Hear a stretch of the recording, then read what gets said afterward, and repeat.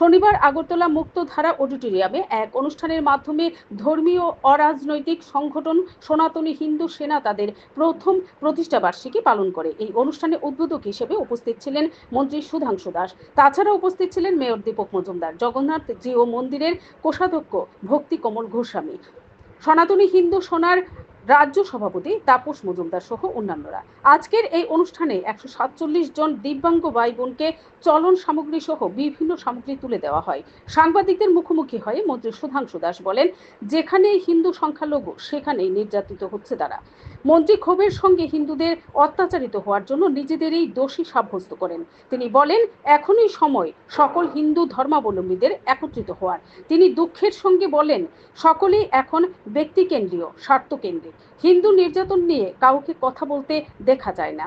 ধর্ম পালন করতে হলে সকলকে একত্রিত হতে হবে।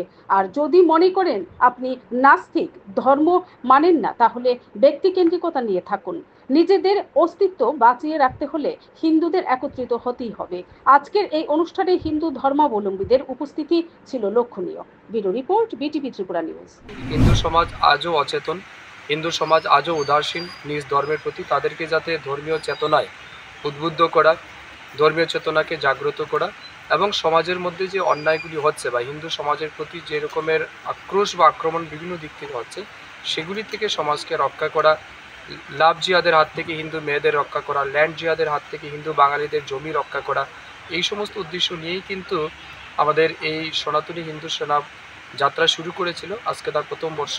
আমি তাদের সমস্ত সদস্যদের হৃদয়ের গভীর থেকে অনেক শুভেচ্ছা অভিনন্দন জানাচ্ছি এবং ধন্যবাদ, কৃতজ্ঞতা জানাচ্ছি তাদের প্রতি যে আজ স্বার্থবাদী সমাজ ব্যবস্থায় তারা নিঃস্বার্থভাবে এগিয়ে এসে সমাজের জন্য কিছু করার দায়িত্ব নিয়েছে, সমাজের জন্য, সমাজ ধর্মের জন্য তারা এগিয়ে এসেছে। আমি মনে করি এটা শুধুমাত্র তাদের কাজ নয়, এটা ঈশ্বরের কাজ তারা করছেন। তাই ঈশ্বরের কাজ যারা করে, ঈশ্বর নিশ্চয়ই তাদেরকে রক্ষা করে।